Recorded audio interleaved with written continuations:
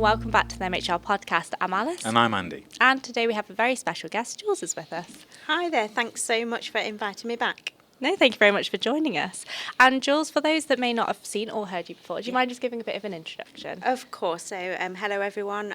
As Alice has said, my name's Jules, and I've been at MHR now for just over 3 years. I'm part of the MHR Academy team, and I'm a people development trainer here. And most importantly, you are a friend of the MHR podcast. Indeed. Thank you. Frequent contributor. Yes. Often advisor. Font of wisdom. Well, let's not go too far. Well, nearly. We'll get there. But no, we've had loads of great discussions with you in the past before, Jules, on loads of things such as, internal development, training, shifting cultures in the workforce. Yeah. So it's a pleasure to have you back, because today we're going to be talking about International Women's Day.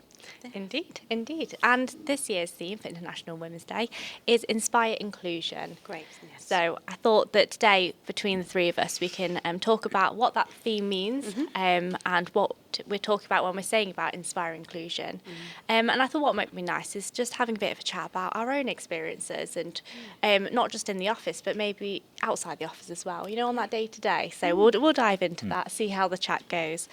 But just a little bit more on the theme this year for International Women's Day. As I said, it's Inspire Inclusion. So what they're saying that means is all about understanding and value women's inclusion and forging a better world. But what's important is it's not just women forging a better world. It's a collective, isn't it? Yeah. As it should be. But it's also that sense of belonging, it's relevance and empowerment. And we've used that term a few times in podcasts, haven't we, Andy, speaking about empowerment, employee empowerment. Yeah. But obviously, with it being International Women's Day, we're speaking about the empowerment of what does that mean to everyone. Yeah. It's International Women's Day, but we're talking about an inclusive world, so it should include everyone, shouldn't it? Absolutely, and I think that's absolutely key for me is International Women's Day. Isn't just for women. Yeah. It's absolutely celebrating women, women in in the world, women in employment, all sorts of aspects. But actually, you can't do that without everybody, whatever gender you are, getting involved. And it links back to the theme we were talking about, empowerment there as well, because actually not only do we need to empower women, we need to recognise, we need to celebrate, but also we can empower everyone else by recognising this debate, by understanding and listening. That's a form of empowerment. As a man, I may be more naive to some of the things that you want to discuss or celebrate or recognise. I need to be empowered, so I need to listen. So I completely agree. I think it almost falls short as a debate if it's a women-only thing. Absolutely, right? Yeah. Definitely. And I think we can speak of as well, being a HR podcast, but actually, what does that mean for a business? When we speak about empowerment and inspiration, I think in some ways we're trying to allude to the fact of, how do we ensure the needs as a business, that we are letting people kind of empower those around them, and what could they be doing more of? I know that we've got a number of years at the company here between us, and we've had multiple International Women's Day, haven't we? And you've seen the different themes that have come across over the years, and it's really interesting to see how much it's really building up over the years as well. And like you say, more and more I think are paying an interest into how they can be supporting their fellow colleagues, and also friends and family at home as well. So one thing that we have here is speaking about those actions, aren't we? So what can businesses do? What actions can they take? And an interesting point that I read in an article was about forging women's economic empowerment. Okay. What do you think about, shall I start with you, Andy? What do you think about that? Forging women's economic environment. Yeah. So is this to do more, is this in the business context? Yes, I thought we'd start in the business context. So is this more about, we talk about a lot, don't we, about financial well-being? And is this more recognising maybe the individual needs of women in the workplace and how we can support their financial well-being? How can we recognise issues or problems where those haven't been recognised across the board? Would that be a good way of looking at it? Yeah, I think so. I think when I was reading it, it spoke a little about the fact that maybe a lot of traditional business was based on kind of men in the workplace. Yeah. And obviously now it's a lot more mixed, isn't it? Yeah, very much so. And if we think about us here at MHR, we have, very near a 50-50 split of men and women in the workplace, which is, fantastic, showing equality in the workplace. And for me, it's about, if you're talking about financial well-being, it's about equality and equity. As well, making sure that organisations are responsible and proactive, ensuring that it's fair equal pay for all, whatever gender you are. Absolutely. So that's what came to mind when you said that, Alice, for me. Yeah, definitely. And I think that leads quite nicely onto another point that I wanted to make, which was all about kind of designing and building an infrastructure where it meets the needs of everyone. Because like I say, you speak about financial well-being and you kind of mention the fact that there might be different needs depending on who you are, what your role is in the business. But ultimately, it's the fairness, isn't it? Everyone gets a fair chance of developing in their careers. They get a fair chance of contributing to the workplace that they want to. Yeah, and I think we see in the academy, we see that because our whole purpose is about making sure that there's development opportunities for all, whatever gender, whatever age, whoever you are, that there are development opportunities available to everybody, depending on what it is you as an individual want to be able to achieve. So again, we want to make sure that we are proactive in ensuring that women get the same opportunity, not more opportunity, but the same opportunity as men in the workplace. Definitely. Yeah. And I guess that's kind of an important reason why we wanted to bring you onto the podcast today, is because your connection to the academy, you probably get an exposure to a breadth of the talent that comes into the business. Yeah, and I also see all the new starters that come in, because myself and my colleague Chris, we do all of our inductions. So everybody who is new joining our organisation here, we get to see them on day one. And for me, it's a real honour.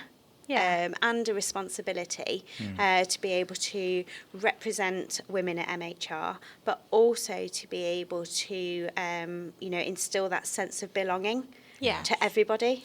And I suppose that's vital as well, because I say, going back to the points that you've been raising, Alice, one of the key actions is obviously recruiting, retaining and developing female talent. Definitely. Well, your journey at MHR for a lot of employees covers that, right? You're there at the start of their journey after they've been recruited, and you're there through their development and their training elements as well. So for them to see a female face in that journey at the start and throughout shows that actually, that there is more representation here. This isn't just for men. This is for women as well, right? That's it, yeah. And understanding the industry that we are in a software industry as well. I think that's absolutely key. That representation is there for whichever gender you are, and being able to make sure that people do feel included straight away, which aligns nicely with the theme this year. Yeah, definitely. And I think you made an interesting point actually about the idea that, we are women in the workplace, but a software workplace, aren't we?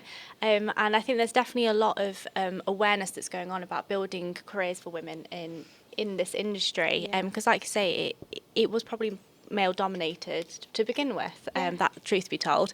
And it probably still is, if we're completely honest. However, there's so much more opportunity for young people in schools and colleges now to start understanding about software and developing those careers at a much earlier age now, which is just fantastic.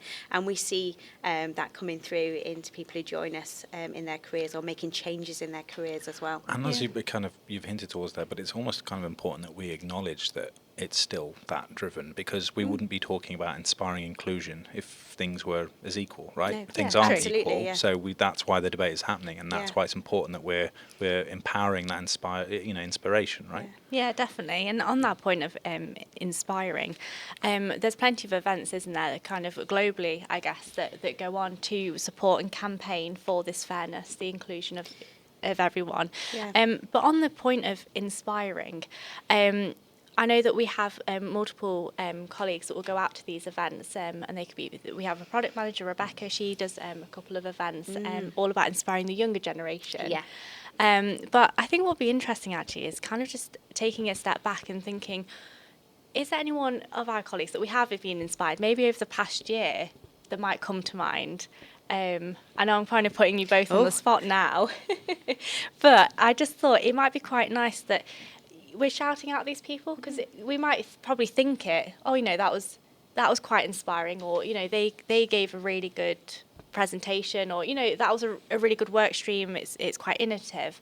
But how often do we actually shout these people out? Yeah. And we talk about this a lot, right? We talk Yeah. about, I mean, and I'm from a HR payroll thing, or, in our day-to-day podcast, we talk about recognition.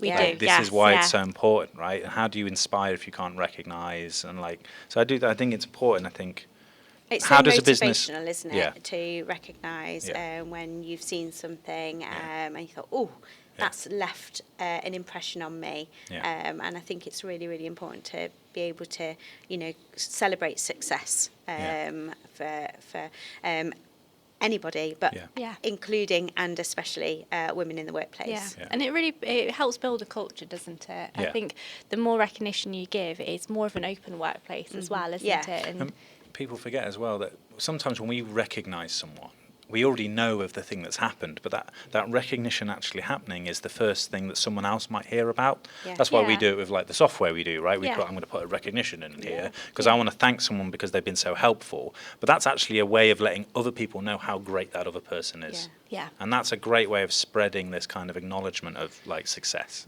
Yeah, definitely. And here at MHR, on International Women's Day, we have a breakfast, don't we? Yeah, which is great fun. Yeah. And it gets everybody together. And our chairman, Jessica, will make a speech and thank everybody for coming. And it's great to have her as a fantastic, ambassador for successful women in the workplace. And but it's just nice to be able to spend some time to get together, celebrate successes, and it's open to everybody to come to, which again is wonderful. Yeah, and I think what's key about the way that we do it is a very open environment. It's very, it's a breakfast, so it's people away from their desks. They haven't got their laptop in front of them, and you can just have a chat. Enjoy a cup of tea with them. Or meet people that you've not met and- before, yeah. especially in larger organisations. Very meet true. people that you haven't met before. Find out what they do, and you use it for a bit of networking as well.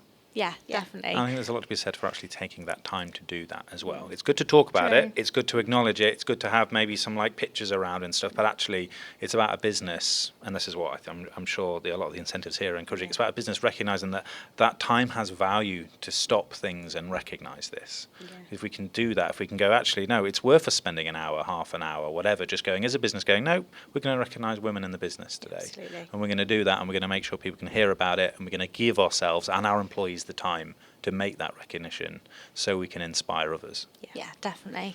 And on that point as well, I think having that time aside to celebrate and inspire others is fantastic, but it shouldn't just be that one day, is it really? No. It's No, it should championing it. Yeah. It should be all the time, really, and like you say, championing, your successful colleagues that you work with day in, day out as well.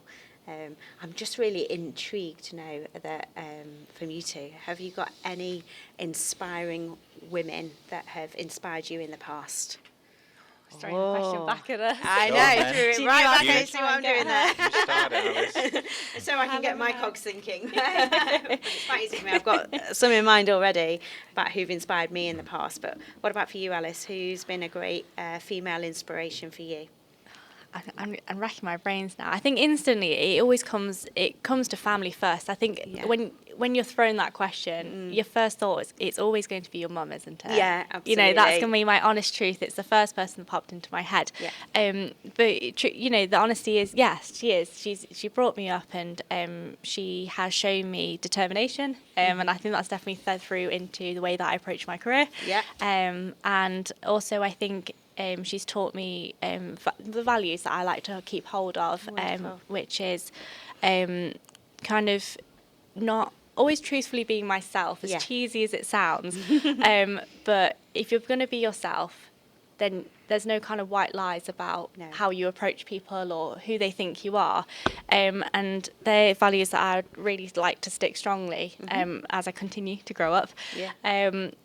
But then when I think as well, growing up, who inspired me, I think it's actually chopped and changed, because it's an interesting point maybe, but as social media's come into play, and I think I was kind of early teenage when it all kind of came in play, I think what went from quite media based global kind Yeah. of inspirational figures, you almost have the option now to choose who you relate to the most because you have all these influencers. Yeah, so you can kind of filter it down to the people that really resonate. Yeah, yeah. And currently, a lot of fitness people are inspiring me because they're showing a bit more of a balanced life. Okay. So I wouldn't necessarily want to go and say, right, this person, this is the name, that's who's inspiring me Yeah. right now. I think I've got an influx at the moment of Nice. people that have caught my attention. Yeah.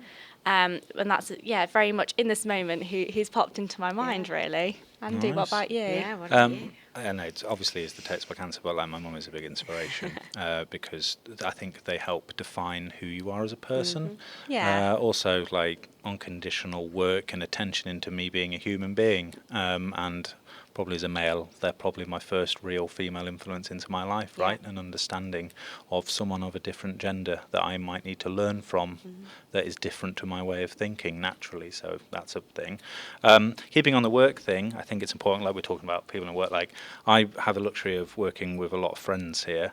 One of my closest friends is a woman that inspires me all the time, who constantly challenges herself and has taught me a lot about lots of different things. And I think whether it's from a friend or a colleague, I think someone who's able to get you to think or push yourself by looking at how hard Definitely. they work Yeah. is an amazing thing.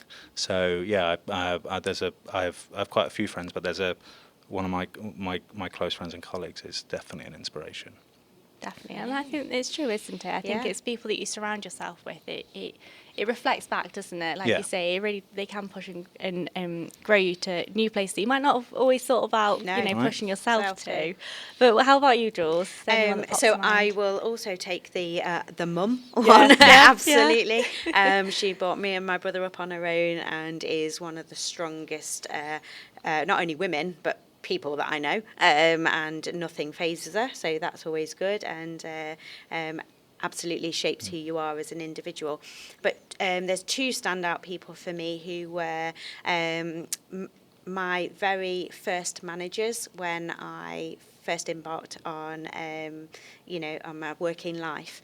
And these were two strong women who may have been mentioned as or referred to as battle axes.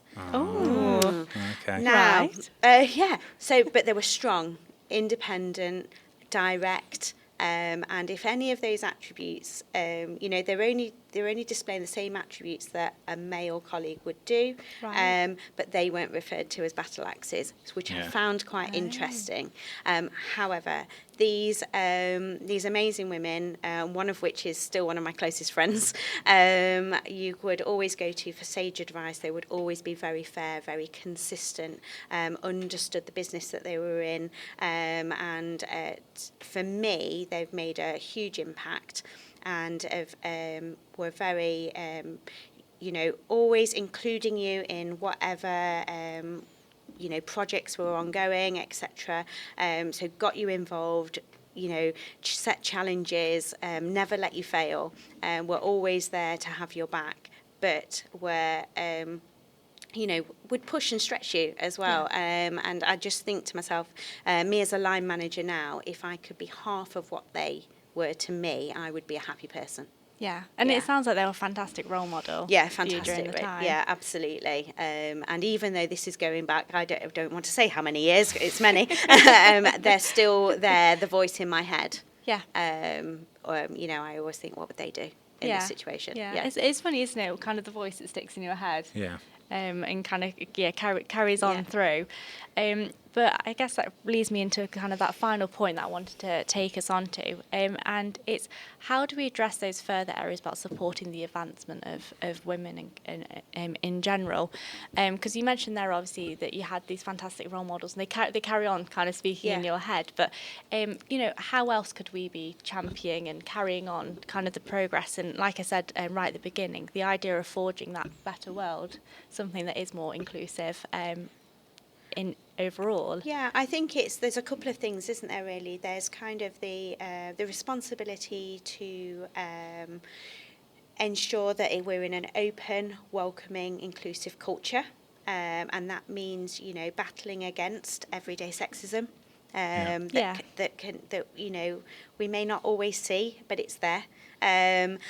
So we need to have that responsibility and absolutely all take ownership of that and be responsible for that, to be able to keep that open culture going, and also making sure that people are aware of the opportunities, building each other up, supporting each other, and you know, and celebrating that success of individuals in business as well. Definitely. I think it's true, isn't it? It's about supporting, ultimately. And the bold thing to do is to call out sexism if you happen to hear it or see it. You know, some people might say, "Oh, I don't want to," but actually, who will then? Yeah. Ultimately, that's what it is, isn't it? You have and to, then otherwise you're complicit to it. So you know, it's our responsibility to make sure, you know, in that constructive way, to make sure that people understand. And like you said, you mentioned something about being naive to things earlier, Andy. Well, I think, and again, that's something to.